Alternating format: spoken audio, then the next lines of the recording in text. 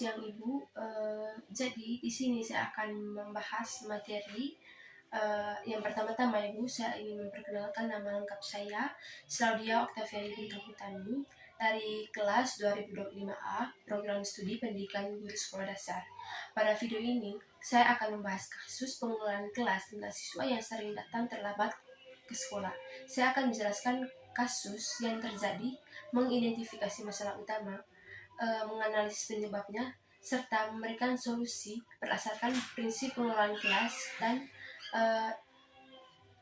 prinsip pengelolaan kelas serta memberikan solusi berdasarkan prinsip disiplin positif yang dapat diterapkan oleh guru. Kasus keterlambatan siswa merupakan salah satu masalah yang sering ditemukan di sekolah.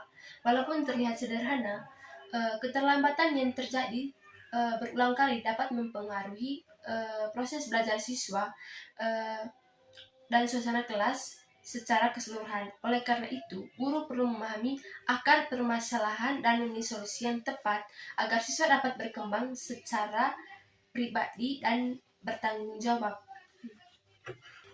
Selanjutnya yang kedua, pemaparan kasus. Jadi, kasus yang saya bahas adalah tentang seorang siswa sekolah dasar yang sering datang terlambat sekolah. Dalam satu minggu, siswa tersebut bisa terlambat 3-4 kali.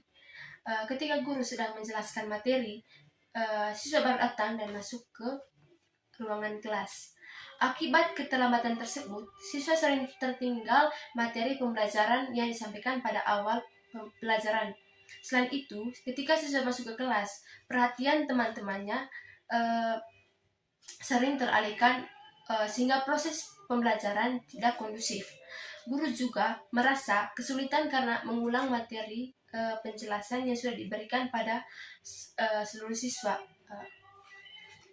Lalu, dalam beberapa kesempatan, guru hanya memberikan teguran singkat tanpa mencari tahu penyebab keterlambatan siswa tersebut. Namun perilaku terlambat tersebut terus berulang sehingga menjadi masalah yang besar dalam pengelolaan kelas. Jadi di sini tuh keterlambatan siswa tersebut tidak hanya berdampak pada dirinya sendiri, tetapi bisa juga mempengaruhi guru dan mempengaruhi peserta didik yang lain. Karena itu tadi, siswa terlambat bisa juga mengganggu konsentrasi siswa lain dalam mengikuti pembelajaran tersebut. Yang kedua, guru juga sulit untuk mengulangi materi yang sudah diberikan kepada siswa lain. Lanjut, identifikasi masalah. Jadi masalah utama dalam kasus ini adalah rendahnya kedisiplinan siswa dalam mematuhi waktu kedatangan ke sekolah. Pihak yang terlibat dalam kasus ini adalah siswa, bisa juga guru, orang tua. Permasalahan ini berkaitan dengan aspek disiplin, komunikasi, dan pengelolaan kelas. Keterlambatan yang terjadi berulang menunjukkan bahwa belum ada solusi yang mampu membantu siswa memperbaiki perilakunya. Selain itu, komunikasi antara guru dan siswa terkait penyebab keterlambatan juga belum berjalan secara optimal.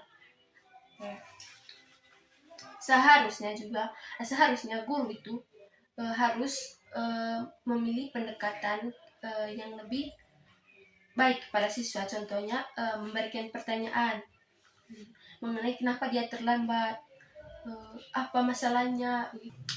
Yang berikut, analisis penyebab masalah.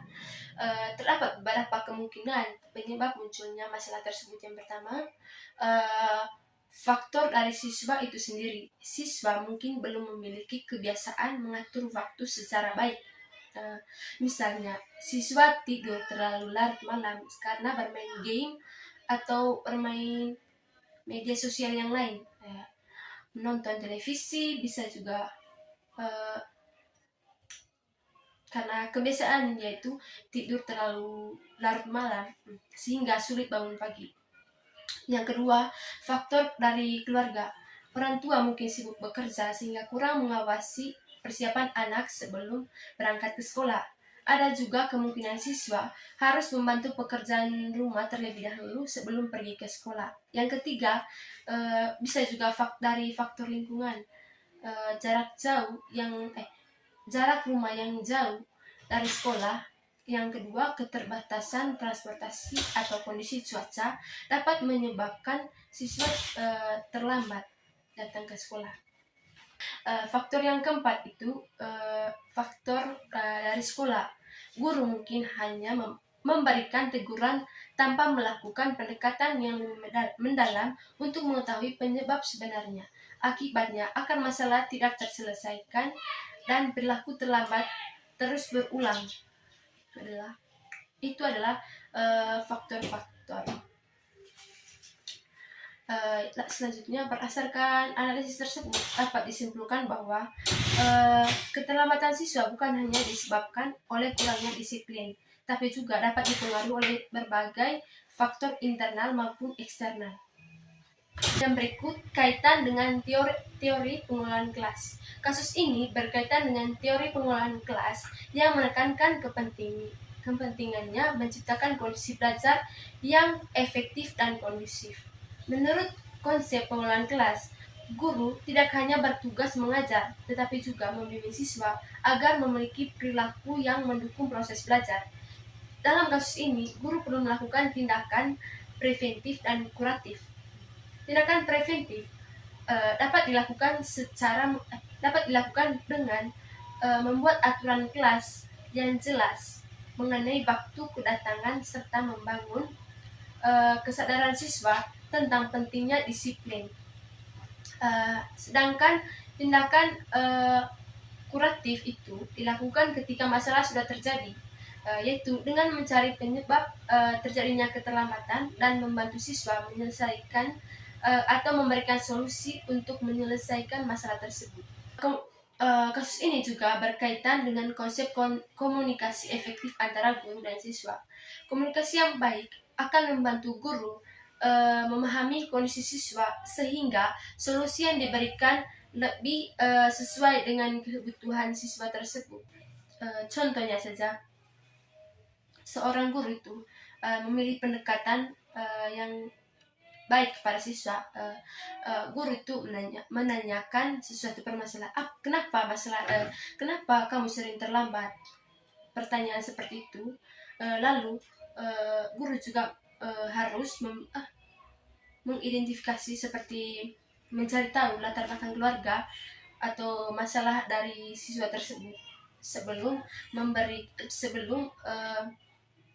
memberikan teguran kepada siswa. Itu adalah salah satu solusi dari guru.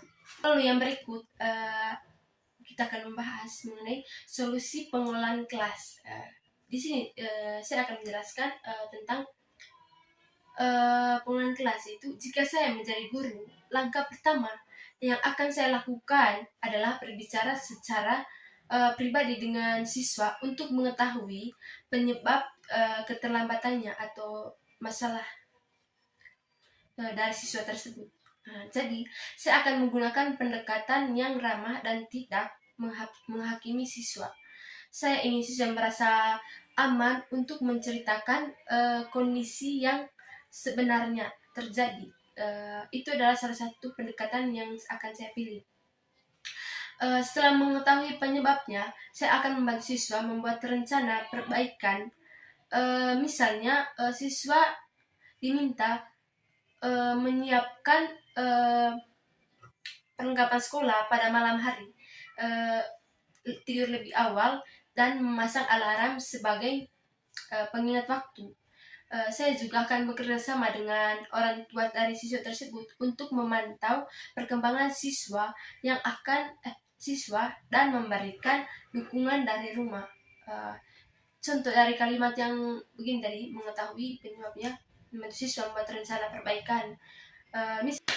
Dengan menyiapkan perlengkapan sekolah pada malam hari, tidur lebih awal dengan memasang alarm sebagai tanda waktu. Itu juga bisa membuat siswa lebih lebih kondusif, lebih bisa mengatur waktu dengan cara begitu. Siswa juga saat bangun pagi tidak terlalu ribet untuk mengatur perlengkapan sekolah, karena perlengkapan sekolah itu sudah dibereskan pada malam hari, sehingga dia hanya mempersiapkan jasmani, rohani, serta menyiapkan pakaian, habis itu sarapan pagi, tinggal berangkat. Itu juga bisa membuat siswa belajar tentang menghemat waktu atau mengatur waktu. Selain itu juga saya akan mengingatkan kembali aturan dan kesepakatan kelas tentang pentingnya datang tepat waktu agar proses pembelajaran berjalan dengan baik dan kondusif. Lalu yang berikut, penerapan disiplin positif. Dalam menerapkan disiplin positif, saya tidak akan langsung menghukum dan mempermalukan siswa di depan teman-temannya. Saya akan mengajak siswa untuk melakukan refleksi dengan mengajukan pertanyaan-pertanyaan seperti apa yang menyebabkan kamu datang terlambat hari ini? Menurutmu, apa dampak keterlambatanmu terhadap pembelajaran hari ini? Apa yang bisa kamu lakukan agar besok kamu datang tepat waktu? Jadi pertanyaan ini contoh kita untuk mengetahui apa penyebab siswa ini datang terlambat ke sekolah. Ini adalah salah satu pendekatan yang menurut saya itu paling baik, tidak menghukum siswa.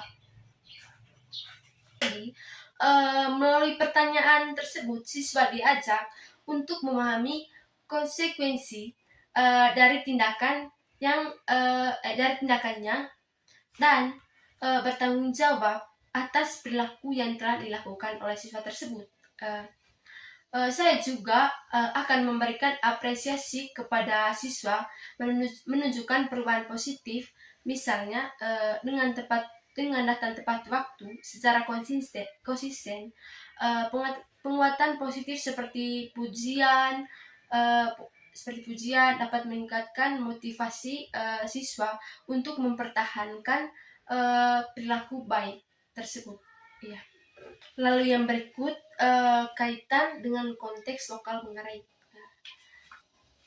Dalam konteks masyarakat Manggarai itu, nilai kebersamaan, tanggung jawab, gotong royong, dan saling menghargai serta menghargai sangat dijunjung tinggi. Jadi nilai-nilai tersebut dapat diterapkan dalam pembentukan disiplin siswa. Guru dapat menjelaskan bahwa datang tepat waktu merupakan bentuk tanggung jawab terhadap diri sendiri, keluarga, dan komunitas sekolah. Selain itu, sekolah dapat menanamkan pemahaman bahwa kelas merupakan salah satu keluarga belajar. Ketika satu anggota terlambat, maka proses belajar bersama juga dapat terganggu. Oleh karena itu, setiap siswa perlu menunjukkan sikap disiplin demi kebaikan bersama. Itu adalah kaitan dengan konteks lokal Manggarai. Karena konteks lokal Manggarai itu nilai-nilai itu, nilai kebersamaan, nilai tanggung jawab, gotong royong itu diterapkan di sekolah Manggarai. Evaluasi keberhasilan siswa, evaluasi keberhasilan solusi untuk mengetahui apakah solusi yang diberikan berhasil. Guru dapat melakukan pengamatan terhadap perubahan perilaku siswa selama beberapa minggu. Yang pertama itu indikator keberhasilan antara lain. Yang pertama, frekuensi keterlambatan siswa semakin berkurang. Yang kedua, siswa mulai datang tepat waktu dan konsisten. Yang ketiga, siswa lebih siap mengikuti pembelajaran sejak awal. Tidak ada lagi gangguan saat mengikuti pembelajaran berlangsung karena keterlambatan siswa. Siswa menunjukkan kesadaran dan tanggung jawab terhadap aturan-aturan sekolah. Guru juga dapat berkomunikasi dengan orang tua untuk mengetahui perkembangan kebiasaan siswa di rumah.